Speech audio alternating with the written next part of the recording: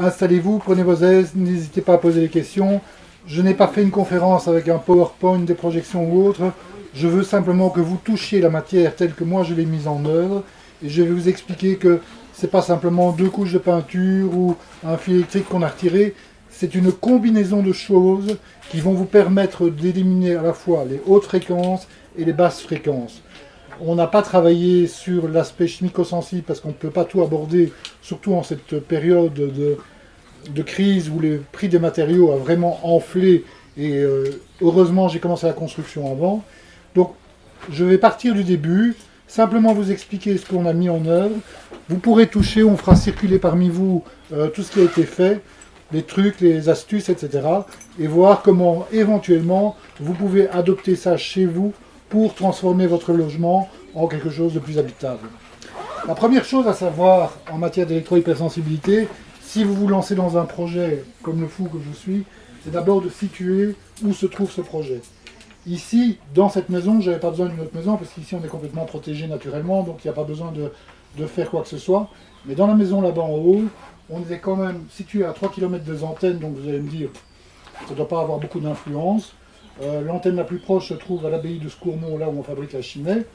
Entre-temps, pendant les travaux, ils m'ont installé une antenne du côté français, puisque la frontière, elle est juste là. Et celle-là, bon, elle est sur les normes françaises, qui sont des normes entre 40 et 60 volts, plus ou moins par mètre, alors qu'on est à 3 volts par mètre par antenne en Belgique. Mais on est protégé par la forêt et autres, donc il n'y a pas de souci. Donc première chose à faire, c'est via les systèmes de cartes, de situer votre bien par rapport aux antennes, par rapport aux hautes fréquences, tout en sachant que dans ces antennes, il va y avoir de la 2G, de la 3G, qui travaillent sur des fréquences qui sont plus basses, mais qui ont des portées plus longues. Il y a un rapport, n'oubliez pas, entre la longueur d'onde et la fréquence d'une onde, qui fait qu'elle va être plus ou moins pénétrante à plus ou moins longue distance. Donc ici, on est à 3 km, on peut percevoir un peu de 2G quand on est à l'extérieur à hauteur d'homme, et un peu de 3G quand on est sur le toit de la maison à hauteur d'homme plus ou moins. Pour le reste, il n'y a pas de 4G. Ça, c'est pour le problème des antennes. Après, vous avez le problème des voisins. La maison, elle se trouve là, les voisins, il y en a là, il y en a là, il y en a là. Donc, il y en a en face, il y en a sur le côté, il y en a qui sont à 25 mètres et d'autres qui sont à 45 mètres. Tous les voisins ont du Wi-Fi. Tous les voisins ont du téléphone sans fil. Donc, on travaille toujours dans des fréquences qui sont de 2 Go 4 ou 5 Go, suivant la technologie qui est utilisée. C'est le plus gros problème. Il n'y en avait qu'une dizaine quand j'ai commencé les travaux. À la fin des travaux, il y avait plus ou moins 16 signaux qui étaient détectibles et identifiables. Ça c'est dit. Alors l'objectif, il fallait un objectif. Arriver à zéro, c'est quasiment impossible. Donc j'avais pris comme référence les normes de la mobiologie qui me donnent un objectif de 0,1 microwatt par mètre carré. C'est vraiment vers ça que j'ai essayé de tendre au fur et à mesure des travaux, c'est-à-dire qu'on prend des mesures au fur et à mesure et on voit si on doit encore ajouter ou pas quelque chose par rapport à l'objectif que l'on s'est fixé. Le principal objectif, c'est d'abord de se sentir bien dans le lieu. Il y a ce que les appareils mesurent et ce que votre corps peut détecter, qui pour moi est plus important. Alors, au niveau de la forme, c'est pas compliqué, c'est l'urbanisme qui me l'a imposé. Le terrain était avec des contraintes urbanistiques qui dataient de 1972, et il y avait même le dessin de la maison qu'on pouvait construire dessus, qui était un vieux chalet chasseur en bois de 1972. Les contraintes à l'heure actuelle au niveau urbanistique, il y a des architectes dans la salle, donc je les prendrai à témoin, sont plutôt de construire des maisons avec, je crois, c'est 3,50 m sous corniche ou un truc dans ce genre-là, et d'avoir des maisons qui sont les plus rationnelles possibles au niveau de l'espace.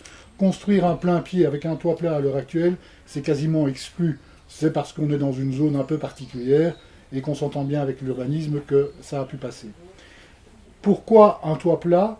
Pour justement ne pas avoir de toiture avec des charpentes, avec des structures métalliques qui auraient pu servir à une rediffusion ou une diffraction des ondes à l'intérieur du bâtiment. Donc l'option a été prise dès le départ de mettre un toit plat.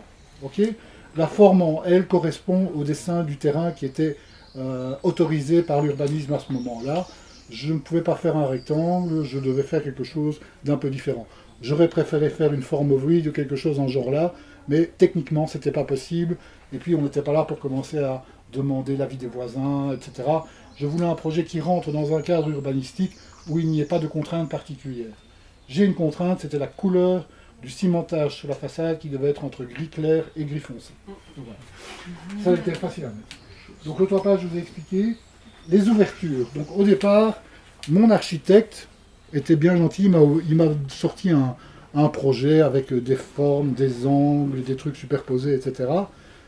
que j'ai rejeté tout de suite parce que je veux éviter tout ce qui peut être angle et qui peut provoquer des diffractions, de nouveau des diffusions. Mais à la fin de son projet, il avait des ouvertures au niveau des fenêtres où toutes les fenêtres allaient vers le bas, ce qui correspond à une question de luminosité, d'éclairage et également pour se mettre dans le cadre des contraintes urbanistiques. À la dernière minute, quand j'étais chez l'entrepreneur, on a fait fermer complètement les fenêtres pour avoir un minimum à devoir couvrir ensuite au niveau de ces ouvertures, parce que ça va être le plus gros problème. D'accord ?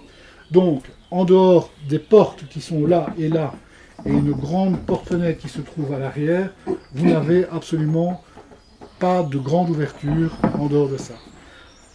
Alors, la grande porte à l'arrière, elle va se justifier par le fait que les voisins, ils sont là, les voisins, ils sont là, et les voisins, ils sont là. Là, derrière, il n'y a rien du tout. Donc, au départ, j'ai dit, il n'y aura pas trop de protection à mettre, on verra bien en fonction des mesures une fois qu'on sera dans le bâtiment. Alors, la mise à la terre. La première étape, les architectes le savent très bien, c'est d'abord creuser les tranchées. Maintenant, quand on creuse les tranchées, on fait une mise à la terre en installant une boucle de terre. Donc il y a une boucle de terre sous toute la maison. C'est une terre en cuivre-plomb que les architectes et que d'autres personnes connaissent bien. C'est très lourd, mais c'est très conducteur. On est arrivé à une terre maintenant qui est de l'ordre de 10 ohms, ce qui n'est pas très important, qui est certainement très loin des normes françaises, où là vous avez des normes à 100 ohms.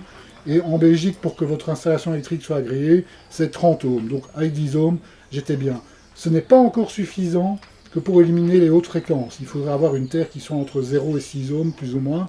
Mais ce n'est pas le problème pour le moment. Okay, donc on a déjà réussi à ce niveau-là.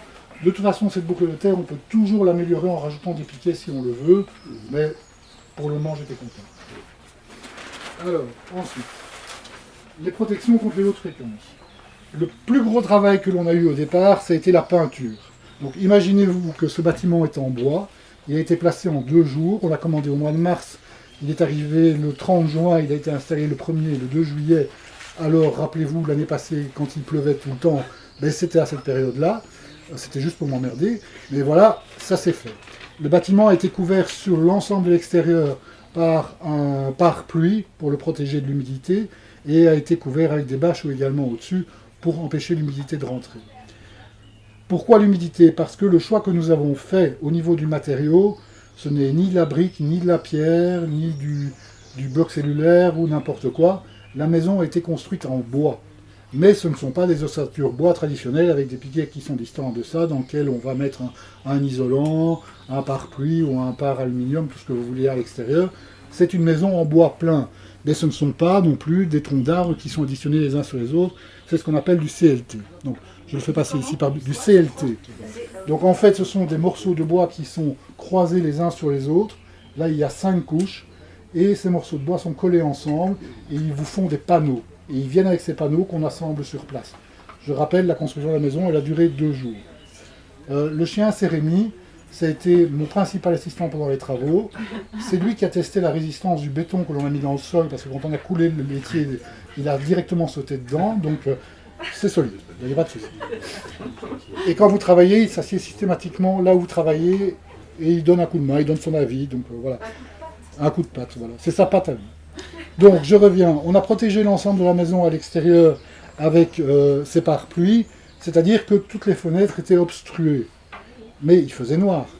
Et le premier travail que l'on a fait, c'est d'abord appliquer cette fameuse peinture e-shield ici, qui est du carbone noir.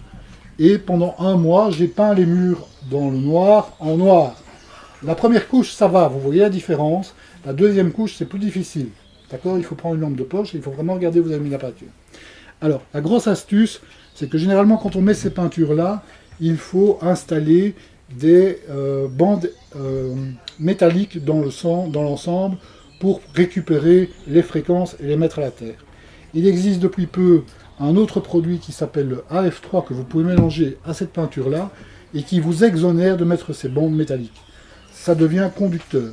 Donc l'ensemble de ma maison, maintenant, quand vous prenez avec un multimètre qui est ici, que vous appliquez sur un mur, et que vous l'appliquez à deux endroits différents, vous avez du courant qui circule. Donc l'ensemble de la maison, il y a du courant qui circule. Où que je mette mon multimètre, j'ai du courant qui circule. Seulement, comme ils sont venus avec des panneaux séparés, il y avait un problème, c'est qu'entre les panneaux, la peinture ne faisait pas le joint. Donc on a dû utiliser des bandes métalliques en aluminium qu'on a collées entre les panneaux pour faire la jointure avant de mettre la colle. Ça coûte 9 € le rouleau de 50 mètres, donc c'est rien du tout. C'est très résistant, ça tient la peinture et ça permet une connectivité totale à l'intérieur du bâtiment. Voilà, si vous voulez faire circuler. Voilà. Donc, ça a été fait, ça a duré plus ou moins un mois. C'était pas facile parce que le Wi-Fi des voisins continuait à passer par les fenêtres, évidemment, elles n'étaient pas protégées. C'était le congé du bâtiment, donc on n'a pas pu avoir les châssis tout de suite. Ils sont arrivés le 1er septembre et ils ont été installés. Alors, le vitrage, c'est un vitrage un petit peu spécial, en ce sens que c'est un vitrage que l'on va utiliser comme dans les installations pour bloquer les UV. Donc c'est un vitrage avec un oxyde de métal qui recouvre une couche du vitrage, un peu si vous voulez comme le four à micro-ondes, je ne vais pas dire votre four à micro-ondes parce qu'il n'y a certainement pas beaucoup qui en ont, mais le four à micro-ondes, la paroi en verre est protégée par un oxyde de métal qui a été appliqué pour empêcher que les ondes puissent sortir. C'est un peu le principe du vitrage. Et là, ce n'est pas suffisant, et dans beaucoup de rénovations, vous ne pouvez pas le faire parce que vous n'avez pas changé vos vitrages directement. Donc vous pouvez toujours utiliser ce genre de film anti-UV que vous appliquez sur les fenêtres et qui aura plus ou moins le même résultat, sauf qu'il est beaucoup plus obscurcissant et qu'au niveau du nombre de dB, donc de réduction en termes de décibels, il n'est pas aussi performant que le vitrage. Mais ce n'est qu'une première étape et quand on remesure, parce qu'on mesure systématiquement, nous n'arrivons toujours pas à nos 0,1 microwatts par mètre carré, donc il va falloir prendre d'autres mesures supplémentaires pour arriver à ça. Oui. C'est quoi le film là? C'est des films qu'on utilise pour mettre sur les fenêtres, simplement, mais il y a une structure métallique qui s'applique et qui est appliquée sur le vitrage. Alors, pour continuer, comme le vitrage n'est pas suffisant, nous avons appliqué des moustiquaires métalliques. Attention, je le fais circuler, c'est très coupant sur les bords, ne vous blessez pas s'il vous plaît. Alors, on va faire circuler par là aussi. Voilà. Attention, c'est coupant sur les bords, je vous préviens. Alors, on a placé à toutes les fenêtres des moustiquaires métalliques supplémentaires qui sont venus couvrir l'ensemble de la fenêtre sur l'extérieur. Comme vous verrez dans les autres contraintes, nous ne voulions pas de VMC à l'intérieur du bâtiment, c'est-à-dire de système de ventilation mécanique ou autre. Nous avons travaillé avec des clapets dans les fenêtres qui sont dans les ouvertures au-dessus. Mais quand les clapets sont ouverts, comme ils n'ont pas la couche métallique, je veux dire, c'est une possibilité d'entrer au niveau des ondes. Le fait de mettre le moustiquaire à l'extérieur va venir se mettre au-dessus de ce clapet métallique et permet entre autres d'encore pouvoir ouvrir la fenêtre pour aérer la maison, en ayant une protection qui est mise en place. Si ça n'est pas encore suffisant, il y a possibilité d'encore mettre une troisième couche, qu'on appellera à ce moment-là des tentures ou des voiles comme vous utilisez pour les baldaquins, et que vous rajouterez devant. Si avec ça vous n'y arrivez pas, c'est qu'il y a réellement un problème. Okay. Au niveau des châssis, les châssis ne sont pas métalliques. Toujours pour ces principes de diffusion, diffraction ou autre. Le métal va venir rediffuser. Donc on va toujours utiliser des châssis en bois, alors qu'on a l'impression que peut-être un châssis métallique serait mieux. Ici, ce sont des châssis en bois. Ils sont peints avec la même peinture. Ils sont raccordés à l'ensemble de la structure et ils vont protéger la partie latérale et au-dessus du châssis. Pour protéger encore plus, nous avons mis à l'intérieur tous les chambrants et les ébrasements en peinture et nous les avons appliqués sur le châssis à l'intérieur. Donc normalement, plus rien ne doit passer de ce côté-là. Alors, au niveau câblage, tout a été câblé au niveau intérieur avec des câbles électriques spéciaux qui sont des câbles avec une armature en aluminium qui englobe les fils de conduction et encore un fil de terre supplémentaire qui n'est pas jaune et vert que l'on raccorde au niveau du coffret. Toute l'électricité a été pensée en tant que, d'abord au niveau des emplacements, on a réduit un maximum le nombre de prises, et cette électricité passe dans des endroits qui sont toujours distants des lieux de repos, des lieux où on s'installe, etc. Donc c'est très important. Ces câbles, vous les trouvez encore en France à l'heure actuelle, chez Omrin, c'est vendu par Géotellurique ou des choses en genre là. Ça s'appelle le câble BioHabitat, et il est vendu Pour ceux qui s'y connaissent, en 1,5, en 2,5. Attention, en Belgique, nous ne pouvons pas utiliser les structures annelées qui sont proposées parfois par certains fabricants avec les câbles simples du VOB, comme on les appelle. On est obligé de passer par le XVB pour avoir une protection. D'accord ? Ceux-là sont agréés. Attention, il n'y a que, je pense, celui de chez Omrin qui est agréé. Il y a d'autres câbles allemands, mais il faut vérifier qu'ils rentrent dans la norme du RGIE, donc des règlements généraux d'électricité, au niveau de l'agrégation. Oui, je vous écoute. Celui-ci que vous avez, c'est lequel? Ça vient de chez Omrin, c'est du Omrin, c'est un fabricant français. Et vous trouvez ça chez Bio Habitat, chez Géotellurique ou chez tous les autres. J'ai des flexarés avec du carbone sur Non, la gaine. on ne peut pas justement. Ah tiens, pourtant, En Belgique, c'est pas autorisé. mais on vient d'agréer une habitation dans mon quartier avec du... Normalement, on ne peut pas les agréer.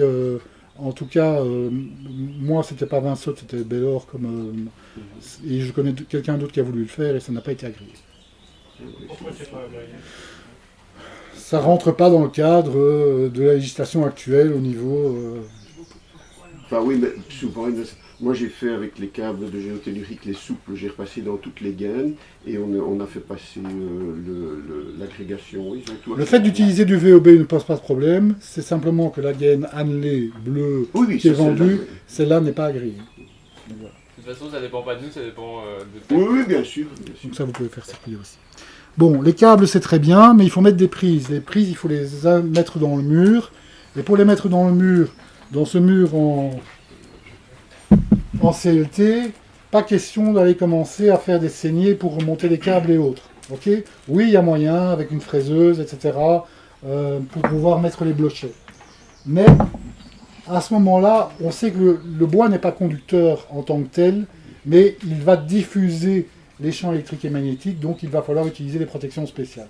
En tout cas, pour tout ce qui est prise et autres, ils ont été posés dans des cloisons qui sont intérieures, qui sont des cloisons creuses, que l'on a utilisées avec de l'OSB ou du plâtre. Alors, il se vend dans le commerce, de nouveau chez Géotellurique, ce genre de boîtier de prise, mais pour moi, il ne fonctionne pas. D'accord ? Donc il coûte très cher, je crois que c'est 13 ou 15 euros pour un double, mais il ne fonctionne pas. Quand je le teste avec mon testeur pour voir s'il y a conductivité au niveau du boîtier, il n'y en a aucune. Donc on a utilisé des simples boîtiers Legrand qu'on trouve dans le commerce, les boîtiers jaunes ou les boîtiers orange, peu importe, sur lesquels nous avons appliqué la bande alu que vous avez là. On a rajouté, comme eux, un fil de terre et un petit truc, et on les a raccordés de cette façon-là, et là ça fonctionne. D'accord ? Ça coûte moins cher, c'est facile à mettre en œuvre. Voilà.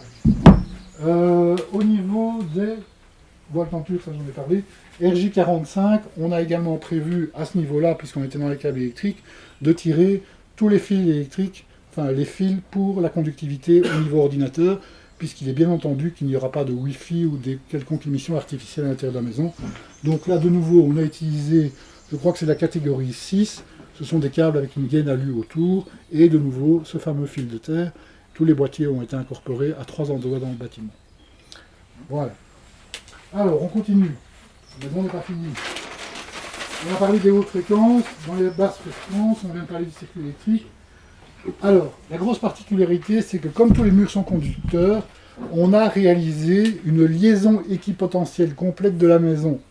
Donc, généralement, dans les constructions, vous devez tirer des câbles de terre de votre baignoire, de votre bac de douche, même s'ils sont en acrylique. Vous devez tirer des câbles de terre si vous avez des poutres métalliques dans la maison, etc., etc. Ce qu'on appelle la liaison équipotentielle. Ici, nous avons fait une liaison équipotentielle de l'ensemble de la maison. Donc on a été se reconnecter sur les murs grâce à ce qu'on appelle de la mollband, qui ne coûte rien du tout. Cette mollband, on l'a raccordée à un fil de mise à la masse, de mise à la terre, et on a ramené toutes ces mises à la terre directement à la liaison en terre qui a été faite avec ça derrière. Et ça marche très bien. Ok ? Mais de nouveau, ce ne sont pas ces plaques qui coûtent la peau des fesses chez Géotellurique, chez machin et autres. C'est simplement du bricolage maison qui nous permet d'épargner, qui nous permet de placer ça comme on veut, où on veut. Comme on a utilisé ces fibres qui ont été rajoutées à la peinture, on peut se connecter où on veut, comme on veut. Moi, je l'ai fait au niveau des plaintes. Parce que toutes mes connexions, après, étaient cachées par les plaintes qui sont venues recouvrir. Donc voilà, ça c'est la mollband. Alors, les câbles blindés, je les ai montrés. Les boîtiers blindés, je les ai montrés. Les interrupteurs. Alors, Quand vous faites une installation électrique, normalement, pour allumer et éteindre les lampes, vous avez une phase qui passe par l'interrupteur qui est mis dans le mur. Donc il faut redescendre avec le fil dans le mur, remonter avec le fil dans le mur, retourner à la lampe, on vient du coffret, etc. Ici, la grosse particularité, c'est que l'ensemble des lampes sont raccordées directement au coffret électrique sans passer par les interrupteurs, sans passer par la case départ. Ce n'est pas nécessaire. On va utiliser les ondes pour pouvoir allumer et éteindre les lampes.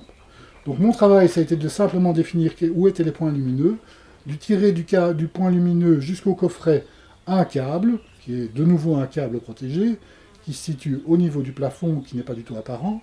Et après, pour mes interrupteurs, je n'avais rien à faire que simplement prendre ce type de boîtier, de le connecter, c'est une sorte de domotique si vous voulez, par programmation au niveau de la lampe que je voulais allumer, et voilà, ça fonctionne. D'accord ?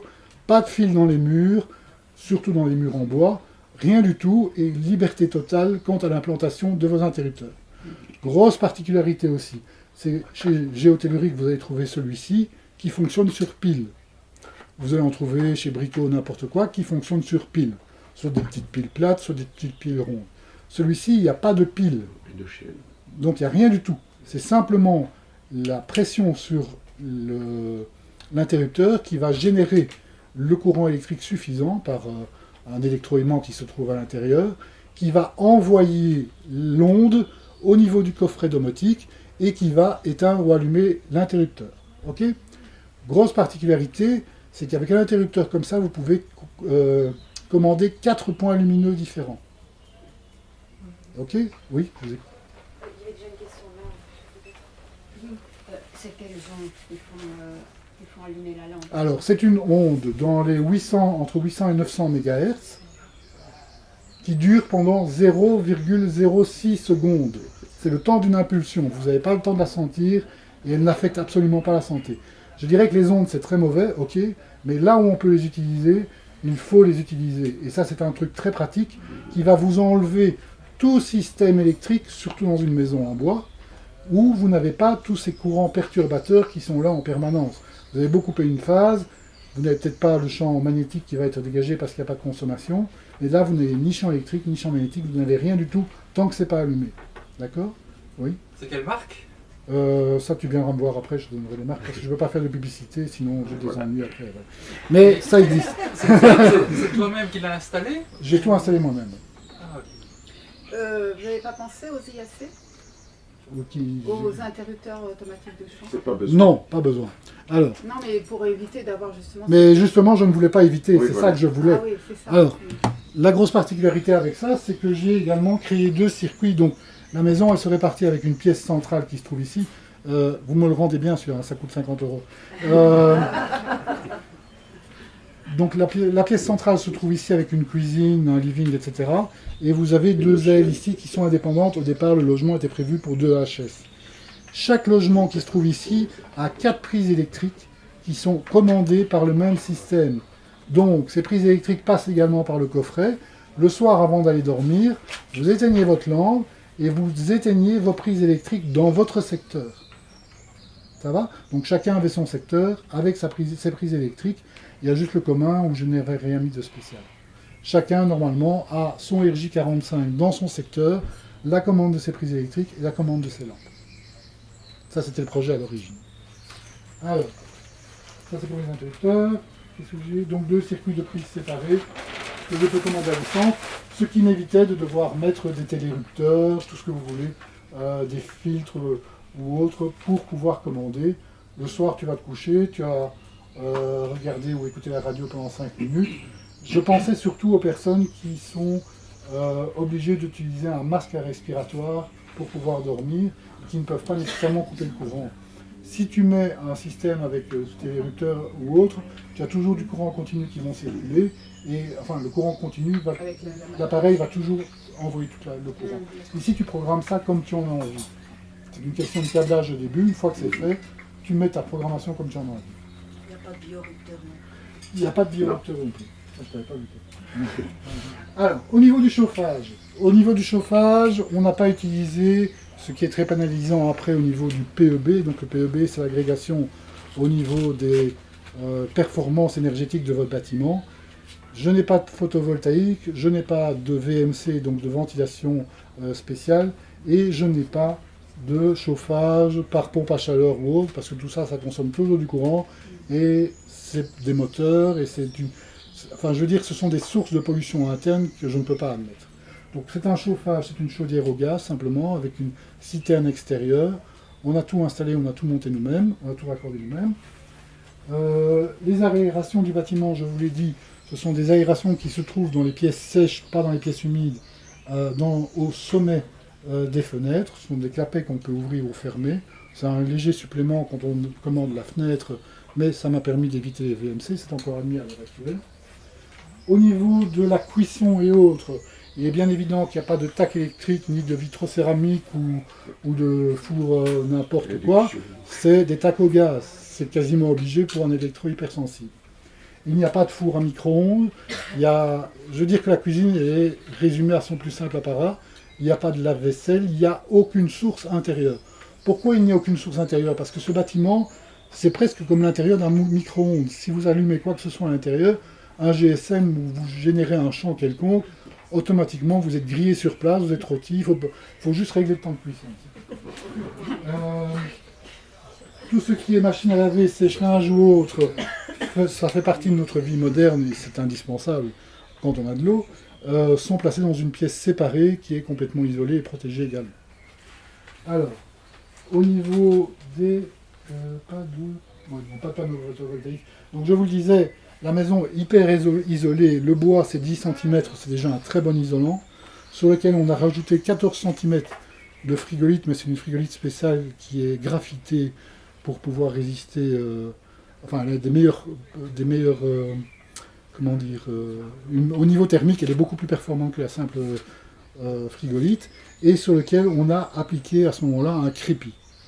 Au départ, moi je voulais mettre du pire. Ce sont ces choses avec 2 couches d'aluminium, mais on ne sait pas crépir sur le pire. Or, mon crépi était une obligation, donc j'avais pas tellement le choix. J'aurais pu mettre un mur en brique ou autre, mais ça générait d'autres corps de métier, ça générait d'autres contraintes que je ne pouvais pas maîtriser dans ce domaine-là. Et la fibre de bois. Il me fallait quelque chose. J'aurais pu mettre également un pare-vapeur aluminium. Voilà. Mais de nouveau, on ne sait pas aller crépir sur ce genre de choses.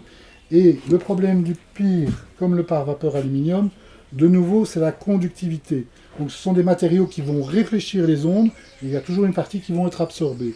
Or, ils sont recouverts d'un fin film plastique qui empêche la connectivité. Si je prends de nouveau mon multimètre et que je fais un test au niveau de la surface de ces matériaux, il n'y a rien qui se passe.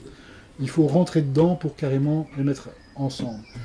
Pour pouvoir les connecter ensemble, on pourrait utiliser la bande alu que j'avais là, mais la bande alu que j'ai là a comme problème, c'est qu'elle est conductrice sur cette surface-là, mais la colle est isolante en dessous. Donc il faut aller acheter des bandes spéciales dont la colle est conductrice, mais de toute façon, coller la colle conductrice sur un film plastique, ça ne marche pas non plus. Donc il faut trouver d'autres solutions, et au fur et à mesure, il faut s'adapter pour pouvoir avancer. Au niveau de la toiture, je ne vous ai pas tout expliqué non plus, c'est une toiture plate. Cette toiture plate a été mise sur des poutrelles. L'ensemble des poutrelles forment la structure qui vont soutenir cette toiture plate, et l'ensemble des poutrelles ont été fixées ensemble avec ce qu'on appelle des queues d'aronde. Donc voilà, je ne sais pas ça. En bois. En bois. Tout est en bois. Donc les queues d'aronde viennent se mettre dans des encoches qui sont prévues pour, et vont structurer l'ensemble du bâtiment dans tous les sens pour le rigidifier. Ensuite, on va encore mettre ce qu'on appelle des poutres entre les poutres pour faire un chaînage complet au niveau de la toiture et la rendre rigide. Donc, sur ces poutres, nous avons posé un OSB de 22 mm. Sur cet OSB de 22 mm, on a posé les sifflets de pente. C'est ce qui permet de générer des pentes pour l'évacuation des eaux. Sur lequel on a reposé un OSB de 15 mm à ce moment-là. Sur lequel on a posé un pare-vapeur aluminium. Sur lequel on a posé 12 cm de pire. Sur lequel on a posé la membrane comme on fait les piscines, sur lequel on a encore posé 10 cm de galets. Donc voilà au niveau de la toiture. Les 10 cm de galets, c'était pour pouvoir maintenir la membrane, mais également pour éviter les chocs thermiques, puisqu'ils vont amortir de par leur surface, ils vont réverbérer beaucoup plus la chaleur, donc c'est quand même une protection supplémentaire. Je ne sais pas si la protection de la toiture était nécessaire par rapport à ce qui nous tombe du ciel, mais en tout cas, le bâtiment, il est aussi isolé par le dessus. D'accord? On n'a pas essayé de le mettre à la terre. Qu'est-ce que je voulais dire? Donc ça, c'est là. Donc, il n'y a pas de panneau photovoltaïque, j'aurais pu en placer à la surface, mais le panneau photovoltaïque n'est pas nécessairement compatible avec le HS, non pas à cause du courant continu qui est issu des panneaux photovoltaïques, mais à cause de l'installation d'un onduleur dans la maison, ce qui va générer de nouveau des problèmes invraisemblables. C'est gentil de dire. Alors, le bilan général, c'est qu'au départ, j'avais, je vous ai dit, un léger signal 2G, un peu de 3G sur le toit. J'avais une dizaine de Wi-Fi à l'extérieur, qui était en 2 Go 4 et en 5 Go, et on tournait aux alentours de, je dirais, quelques microwatts à l'intérieur de la maison. Alors, à l'arrivée, je suis à 10 exposants moins 15, c'est-à-dire des femtowatts. Les femtowatts, c'est du billiardième de watts, okay, par mètre carré. Je tiens à préciser parce que généralement on ne précise pas la dimension. Le femtowatt, il est très difficile à mesurer avec les appareils traditionnels, qu'ils soient l'acoustimètre ou qu'ils soient le cornet ou autre. Il faut vraiment aller avec des appareils qui peuvent aller dans ces fréquences-là pour pouvoir l'estimer. Ici, par exemple, dans ce lieu qui est quasi une zone blanche, il y a depuis, mais ce n'est pas pour vous alerter, hein, il n'y a pas de problème, il y a depuis quelques mois l'installation de détecteurs au haras qui se trouvent ici au-dessus, qui sont reliés en Wi-Fi, mais si je mesure le signal ici, je suis de nouveau en femtowatt. Je ne pense pas que ça a posé problème à l'ensemble des EHS. Moi, mon but était d'arriver au 0,601, donc les microwatts par mètre carré. Je suis largement au-dessus, enfin en dessous du seuil que j'avais fixé à ce moment-là. Donc conclusion, l'objectif 0, il n'est quasiment pas possible à atteindre et je ne pense même pas qu'il soit souhaitable. Mais on peut optimiser complètement l'ensemble de sa maison en combinant les techniques. Ce n'est pas simplement mettre une peinture sur un mur, ce n'est pas simplement mettre un voile devant sa fenêtre. Ça peut aller jusqu'à mettre un vitrage spécial, mettre une couche spéciale, mettre à ce moment-là un moustiquaire en alu tel que je l'ai fait circuler, je ne les ai pas vus revenir, je ne sais pas si vous les avez bouffés. Donc voilà. Et ça peut continuer avec un voile. La grande fenêtre qui est à l'arrière, pour laquelle je n'avais pas pris de précaution au départ, puisqu'elle ne semblait pas explosive, puisque les voisins sont là, là et là, mais avec l'antenne qui a été mise en France, qui a quand même généré un léger signal, parce que les puissances françaises sont plus importantes que les puissances belges, je pouvais percevoir un léger signal également à l'intérieur en 2G. Donc on a mis des voiles qui ont été suffisants pour pouvoir arrêter la chose. Donc il y a toujours moyen de rajouter pour améliorer par rapport aux contraintes qui sont mises en place. La peinture n'est peut-être pas, je dirais, la solution ultime. Oui, elle va me permettre de préserver des grandes surfaces. Mais n'oubliez pas que quand on travaille dans ce domaine-là, on fait face à 3 principes. Le principe de réflexion, c'est-à-dire que les ondes vont arriver et se réfléchir. Chaque matériau a ce qu'on appelle une permittivité, c'est-à-dire une absorption ou pas des ondes dans ses caractéristiques. Il aurait par exemple fallu un mur de 30 cm de béton plein pour pouvoir arrêter complètement les ondes à partir du bâti. 30 cm de béton plein, il fallait le couler, mais à ce moment-là il fallait mettre une structure métallique au niveau du mur, ce que je voulais exclure totalement. Ou alors il fallait le faire avec des blocs, mais aller trouver des blocs de 30 cm de béton plein sur le marché, et surtout trouver la main-d'œuvre qui accepte encore d'aller mettre ces blocs, je pense que c'est très difficile. On aurait pu utiliser également, je ne sais pas, il existe maintenant du béton cellulaire, paraît-il turc, qui rejette les ondes. J'en ai cherché, je ne l'ai pas trouvé, et je ne sais pas à quel prix il est non plus. Aussi. On aurait pu travailler il faut déjà avec des briques, des anciennes fermes qui étaient construites avec 3 tas de briques et qui représentaient 27 cm d'épaisseur, ne laissent pas passer les ondes. On aurait pu utiliser encore d'autres techniques, peu importe. Ici, si vous avez un mur en CLT, non pas de 10 cm mais de 15 cm d'épaisseur, et que vous le gardez complètement au sec, vous pouvez avoir une permittivité qui est excellente et qui vaut le bloc de béton ou autre. Mais 15 cm c'est impayable à l'heure actuelle, et surtout au niveau de la mise en place, il faut des grues et du matériel spécial pour pouvoir le faire. Donc nous on s'est mis à 10 cm et on a opté pour la peinture comme protection intérieure. Si avec 2 couches vous n'avez pas assez, vous mettez une 3e couche. Le rendement à la couche est plus ou moins de 30 mètres carrés pour un bidon de 5 litres. Donc oui, ça a un coût, c'est encore plus cher aujourd'hui. Moi à l'époque je les ai achetés à 200 € le bidon de 5 litres. Maintenant je crois qu'ils sont à 230 ou à 240 plus ou moins. Alors, pour un électro-hypersensible, ce qu'il est essentiel de connaître, c'est l'ensemble des fournisseurs qui se trouvent sur le marché. Il ne faut pas hésiter à comparer les prix, à comparer les frais de livraison pour optimiser ses achats. En France, vous avez Géotellurique, vous avez Expersen, vous avez électromagnétique.com et vous avez Choix de Vie. Vous avez quand même 4 fournisseurs principaux, il y en a peut-être d'autres que j'ai oubliés. En Belgique, vous avez Études et Vie, qui est du côté de Liège. En Hollande, vous avez... Il y a Okinawa aussi, à Waterloo. Aussi, peut-être, je ne les connais pas tous. En Hollande, vous avez Shielding System, je ne les connaissais pas. J'ai demandé qu'ils m'envoient des échantillons et autres, ils me les ont envoyés, il n'y a aucun problème. En Allemagne, je viens de découvrir GeoVital, qui est une société que je ne connaissais pas non plus, qui à mon avis met ses étiquettes sur des produits Shield, et qui a une diffusion en Australie, aux États-Unis, en Angleterre, et qui construit des maisons, qui construit des tiny houses avec tous les moyens de protection possibles.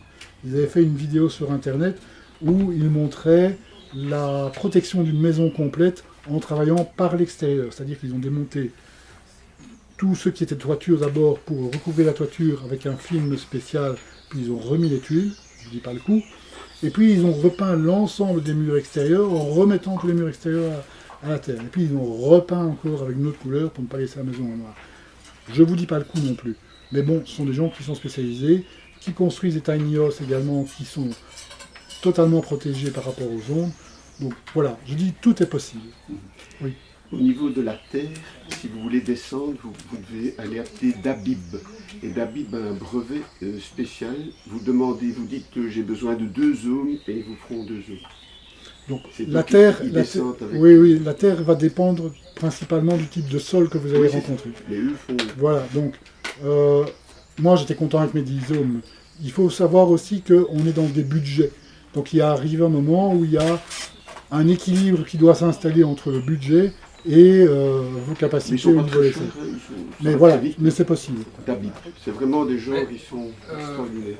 Oui. Dabib. Pour la terre, moi j'avais entendu dire qu'il ne faut pas descendre trop bas, parce que si on descend trop bas, on peut avoir une remontée de courant vagabond dans sa maison. Oui, oui. Ouais. Il y a toutes les théories. Hein. Il y a des piquets qu'on met en horizontal, il y a des piquets qu'on met en verticaux, il y en a qui ne veulent pas mettre des boucles de terre, il y en a qui remontent qu'avec un brin, d'autres qui remontent avec 2 brins. Enfin, je veux dire, tout est possible. Ici, au départ, on avait prévu de relier le ferraillage qui est dans le béton de sol également à la terre. Mais après, j'ai vu que c'était interdit par le règlement général d'électricité. Donc on a découpé cette section. Je connais quelqu'un d'autre qui l'a fait avec un interrupteur où il peut le brancher ou pas le brancher. Voilà, je suis à vous pour les questions. Je m'excuse d'avoir fait vite. C'est peut-être un sujet qui intéresse plusieurs personnes parmi vous. Vous pouvez venir me trouver pour des renseignements au niveau des interrupteurs, etc. La maison, elle existe. Elle est habitée depuis le 1er mai par une personne électro-hypersensible avec laquelle malheureusement je ne m'entends pas, c'est pas le problème. Mais elle a été construite au départ pour pouvoir accueillir uniquement des électro-hypersensibles. Et à l'intérieur, malgré l'environnement, je dirais, qui est agressif, on peut vivre correctement. Mais bon, vous ne pouvez pas aller dans votre jardin, parce que si vous avez des mauvaises herbes à tirer, quoi. Je veux dire, c'est une solution, mais pour moi, un EHS, il ne doit pas vivre nécessairement dans une cage. C'est peut-être une cage qui lui permet de récupérer pendant son sommeil, mais il doit pouvoir sortir, dormir dans une tente en plein air comme on est ici. C'est la grosse particularité, c'est que je possède à la fois un bâtiment qui est en zone blanche et je possède un bâtiment qui est en zone exposée. Le but de cette folie, c'était de pouvoir de prouver que l'on pouvait arriver à protéger quand même son habitat au niveau du sommeil dans un lieu de récupération ou un lieu de vie qui soit potable pour l'ensemble d'entre nous. Après, ouais. Merci beaucoup. Bon service.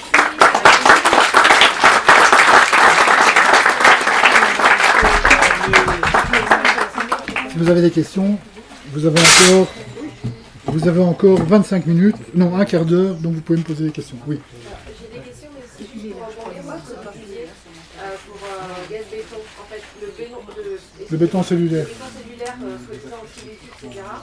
J'avais suivi la piste, ça s'appelle gaz béton, c'est en Turquie. Je leur ai écrit plusieurs fois dans plusieurs langues, j'ai jamais eu de réponse. Je suis passée aussi par un fournisseur Castorama qui avait fait un article là-dessus. Et pour avoir le téléphone du monsieur, donc j'ai oublié le nom, j'ai pas retenu son nom là, pour l'appeler par téléphone aussi, j'ai jamais réussi à avoir quelqu'un. Non, mais j'ai contacté d'autres architectes qui n'y sont pas arrivés non plus. Voilà, c'est une publicité qui est apparue à un moment. On pourrait penser que le béton cellulaire, comme il contient des poches d'aluminium, puisqu'il est fait avec ces poches d'aluminium qui vont éclater pour faire cette structure,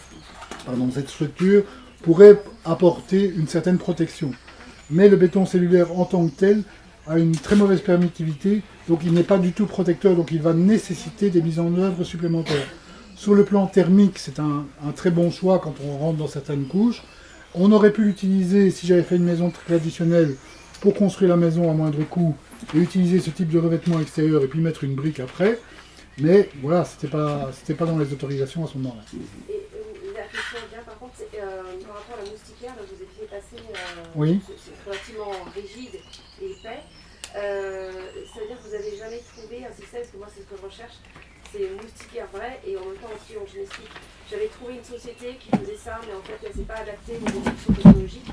Donc le maillage en fait n'est pas assez serré. Et jusqu'à la 3G Edge, qui fait entre la 3G et la 4G, ça pouvait marcher. Mais pour la 4 et la 5, c'est pas la peine. Non, je veux dire que le plus difficile pour moi, c'est d'arrêter la 2G et la 3G. La 4G, quand on rentre dans des fréquences qui sont des fréquences plus élevées, la longueur d'onde va diminuer. Donc, il y a quelque chose d'équivoque là-dedans. C'est un tableau que vous pouvez faire circuler avec l'évolution des G à l'heure actuelle, suivant les technologies et l'arrivée de la 5G et ce qui va nous pendre au nez par rapport à ça. Il est moins difficile de se protéger contre la 5G à l'heure actuelle, parce que n'importe quoi arrête quasiment la 5G. Mais le problème, ça va être toutes ces tours relais qui vont être placées et qui vont renvoyer le signal de l'un à l'autre. Je reviens à une chose. Je vous parlais de la réflexion. Donc, mon matériel ici va réfléchir. Une partie va être absorbée par le matériel et évacuée par la terre directement dans le matériel, et une partie redondante va ressortir de l'autre côté. Ça, c'est le premier principe. Le deuxième principe, c'est la diffusion. C'est-à-dire que l'onde va rencontrer quelque chose qui correspond plus ou moins à sa longueur d'onde. Ça peut être un arbre, ça peut être une balustrade, ça peut être un radiateur, ça peut être n'importe quoi. Et au lieu de s'arrêter là, elle va être rediffusée dans tous les sens. C'est pour ça qu'on ne va pas utiliser, entre autres, des surfaces métalliques au niveau des châssis, pour l'extérieur. Et puis le troisième principe, c'est la diffraction. L'onde, elle va arriver à un obstacle, elle va rencontrer cet obstacle, une partie va être réfléchie, mais elle va surtout se servir de l'angle ici pour contourner l'obstacle et aller rediffuser ici à l'intérieur. Donc ce sont les trois principes auxquels il faut faire attention, ce qui vont intervenir au niveau de la forme du bâtiment et au niveau de tout ce qu'on va mettre en place. Si j'ai utilisé ce système de poutres avec l'équeue à ronde et qu'il n'y a aucune structure métallique qui vienne soutenir mes poutres, c'est également pour éviter ce genre de problématique au niveau de la diffusion. Et de ne donner aucun point d'accroche à toutes ces ondes quand elles rentrent, ou ce qui reste de redondant, à l'intérieur. Donc il faut en tenir compte à tous les niveaux, surtout au niveau des hautes fréquences. Oui. Peut-être là, parce que je ne vais pas monopoliser la parole. Mais j'ai pas bien compris pourquoi vous utilisez la petite boîte noire. Celle-ci? Non. Celle-là? Oui. Donc, cette peinture-ci, Oui, ça, je connais. vous la connaissez tous. Moi, j'ai pris la Max 54, il y en a une autre qui est peut-être plus écologique. Ça, ce sont des fibres de graphite qui viennent se rajouter dedans et qui sont bien mélangées, donc un petit bidon par 5 litres, bien mélangé avant d'appliquer la peinture, et ça vous donne une connectivité totale au niveau de la peinture, sans devoir utiliser à ce moment-là des bandes métalliques. Voilà. Et c'est quelle matière alors ce petit pot-là? Des fibres de carbone. Ça se charge pas tout ça? Non, ça fonctionne vraiment très bien. C'est vraiment très bien. Oui. Est-ce que en Belgique ou quand vous avez aller chercher toutes ces accessoires, excusez-moi. C'est un peu chaud. D'accord. Est-ce que vous avez trouvé, comme on fait en Angleterre, vous savez, des prises où on a un interrupteur sur la prise? Est-ce que ça existe en Belgique ou dans les sociétés? Mais je ne vois pas l'intérêt. Oui, ça peut exister, vous pouvez avoir des interrupteurs avec prise. Des prises avec interrupteur, pardon. Ici, le but ici est de ne pas avoir de courant dans les endroits où l'on vit. Donc la première règle, c'est la distance par rapport à tout câble électrique, par rapport à toute source électrique pour éviter les champs magnétiques, parce qu'on ne peut pas les arrêter, les champs magnétiques. Les champs électriques, je peux les diriger grâce à ma gaine alu, parce que je vais les récupérer. Une partie du champ magnétique va être transformée et récupérée aussi, mais le plus difficile à arrêter, c'est le champ magnétique. Or, le champ magnétique va dépendre de la consommation. Donc, la première chose à faire, c'est l'éloignement. Donc, bien étudier ces trajets de câble. Il n'est pas question de passer à travers la moitié de la pièce et de passer en dessous de votre fauteuil quand vous regardez la télé. Donc, on va étudier d'abord le plan électrique. Naturellement, ça va demander plus de câbles. Donc, c'est un investissement complémentaire important. Ce câble-là n'est pas au même prix que le câble XVB que vous trouvez dans le commerce habituellement. Dans le commerce, on trouvait un rouleau de 50 mètres à 49 ou à 50 euros. Ceux-là, ils coûtent maintenant plus de 200 euros le rouleau. Donc, il y a quand même une différence. Et l'autre petit câble, je n'ai pas bien compris l'autre petit câble. Donc, l'autre petit câble, c'est pour le RJ45. C'est-à-dire Donc, la connectivité au niveau de... Je ne sais pas. C'est l'Ethernet, hein, comme on l'appelle. C'est pour mettre tes câbles Ethernet pour raccorder ton ordinateur. Il y en a aussi en câble blindé, ceux-là. Oui. En FTP. Oui. En 6. À partir du 5, c'est blindé, le 6, c'est avec... oui. Et il existe des prises qui sont faciles à installer. Bon, la première est difficile parce que vous avez 8 brins à mettre dans un bazar et des codes couleurs. C'est absolument épouvantable. Mais quand vous l'avez fait une fois, la deuxième, et même à la troisième prise, c'est facile. Mais si vous arrêtez à 3 prises, forcément, vous ne saurez pas comment vous avez pu accumuler votre expérience. Voilà. D'autres questions? Et donc, Oui, allez-y. Les électroménagers, Oui. tu les mets dans une pièce séparée. C'est ça, et qui elle n'est pas blindée alors, ou elle est quand même blindée aussi? Elle peut être blindée, ça dépend. Moi, j'ai pas fini les travaux. Il faut vous dire que la personne électro-hypersensible qui a pris la location là, vivait dans une voiture, et a demandé à essayer la maison, et elle s'est installée. Donc voilà. Mais elle n'a pas de chauffage et elle n'a pas d'eau chaude. On verra bien ce qu'elle fera dans les prochains mois, mais bon, voilà. En attendant, c'est comme ça. Mais je n'ai pas tout terminé, j'ai pas les finitions et autres, mais normalement, il était prévu que cet espace-là soit blindé aussi. J'aurais pu le blinder soit avec des toiles spéciales, soit de nouveau avec de la peinture. Tout ça est toujours une question de facilité de mise en œuvre. Si j'avais opté pour un mur traditionnel en bloc à l'intérieur, j'aurais dû après remettre un cimentage, un plafonnage, quelque chose dans ce genre-là. Ce qui m'aurait amené de l'humidité. Or, ici avec mon bois, je ne pouvais pas amener de l'humidité. Les sols ne sont pas en béton chez moi. Les sols sont en bois. Ce sont un système de poutres sur lequel il y a un plancher qui est venu se mettre, mais il n'y a pas de béton, parce qu'on n'a pas voulu introduire d'eau pour ne pas engendrer une humidité au niveau du bois. Bien sûr. Oui, tu avais une autre question? à propos de la poutre, mais je ne sais plus très bien ce que je voulais demander, donc je vais attendre une minute. Il existe aussi sur le marché, et ça c'est une entreprise du coin qui commence à être connue, c'est Stabilam. Je n'ai pas travaillé avec Stabilam, mais l'entreprise avec laquelle j'ai travaillé a tout son personnel qui vient de chez Stabilam. Ils les ont transférés. Et il existe également celui-ci, non pas en collé, mais en clouté, soi-disant que ça atténue de plus ou moins 7%. C'est de la vaste couillonnade. D'accord ? En plus, c'est des clous, donc Et en plus, c'est des ces clous. fréquences-là, Voilà. c'est des antennes. Voilà. De multiples antennes. Je n'ai rien mais contre, mais voilà. C'est Oui, vraiment oui. le produit. Au niveau de la toiture plate, l'OSB est vissé quand même. Enfin, chaque couche d'OSB où les cales de pente sont vissées dans les poutrettes. Ça ne me perturbe pas. C'est des petites vis qui sont mises comme ça, il n'y en a pas des centaines non plus. Hein, donc, mais ça ne perturbe pas. L'essentiel, c'est vraiment cette histoire de queue d'aronde qui vient à la fois solidifier la structure, plus le chaînage, et qui évite toutes ces sabots métalliques que l'on met habituellement pour soutenir les poutres, qui, eux, n'auraient pas été acceptables dans la maison.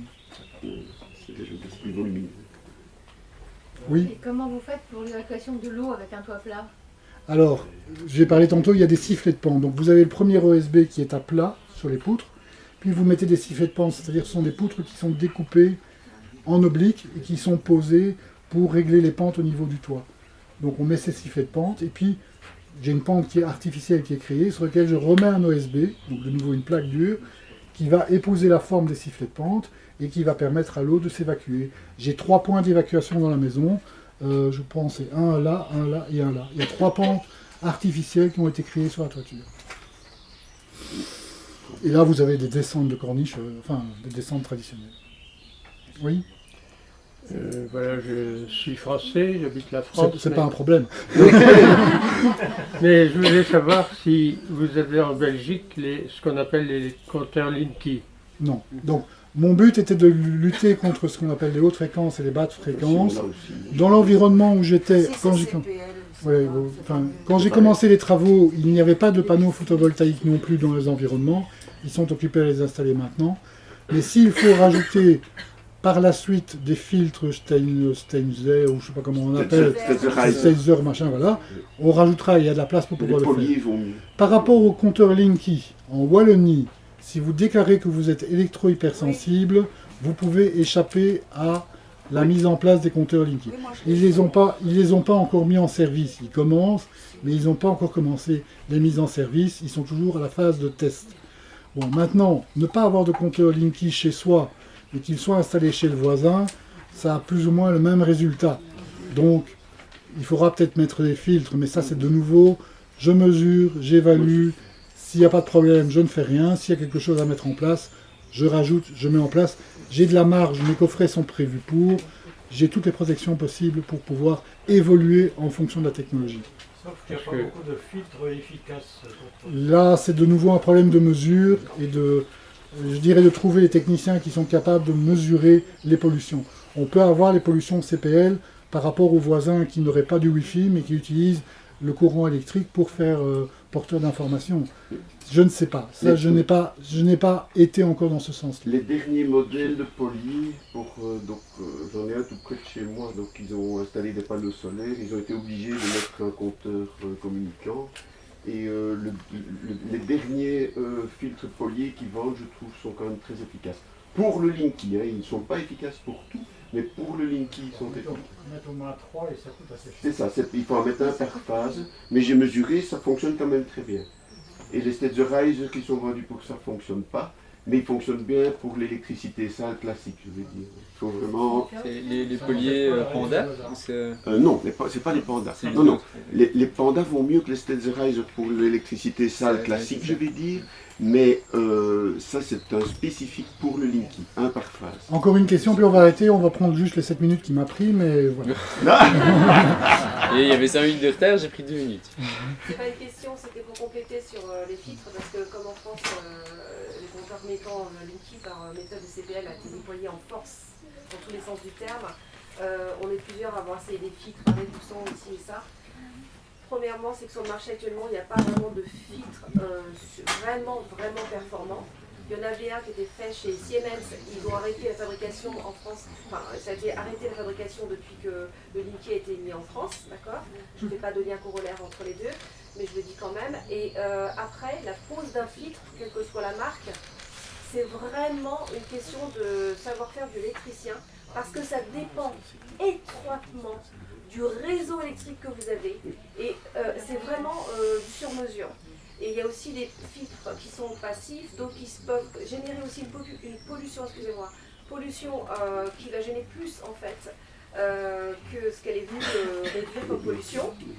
Donc, et c'est pour ça que j'ai posé la question par rapport aux prises, qu'est-ce qu'on peut faire pour les fermer, etc. Parce que en maison individuelle, même sans compteur Linky, comme vous avez dit, si le réseau du quartier, on est solidaire par l'électricité, hein, à défaut de l'aide par le cœur, peut-être parfois, et ce qui passe chez mon voisin passe chez moi.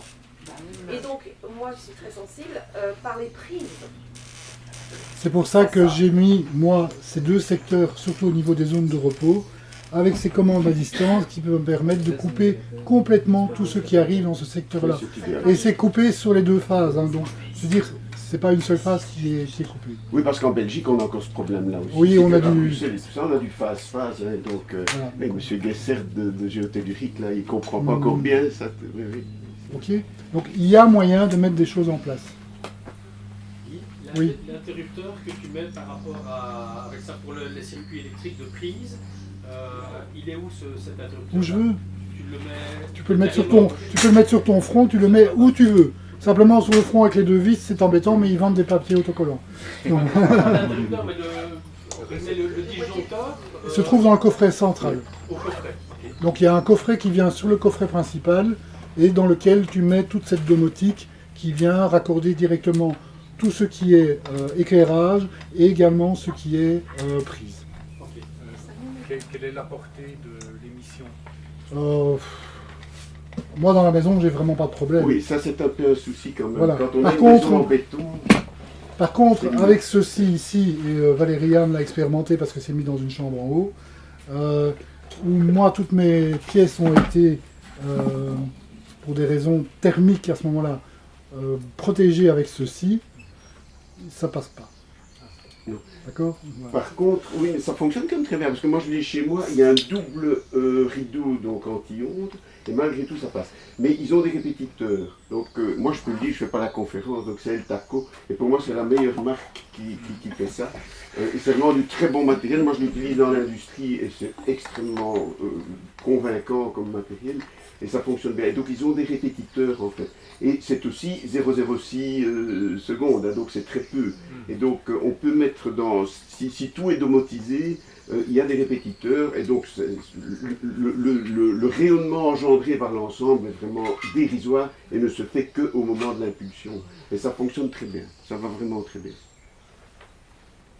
Voilà, je vous remercie pour votre écoute. Merci. Je vais passer, Christine, maintenant, c'est quoi?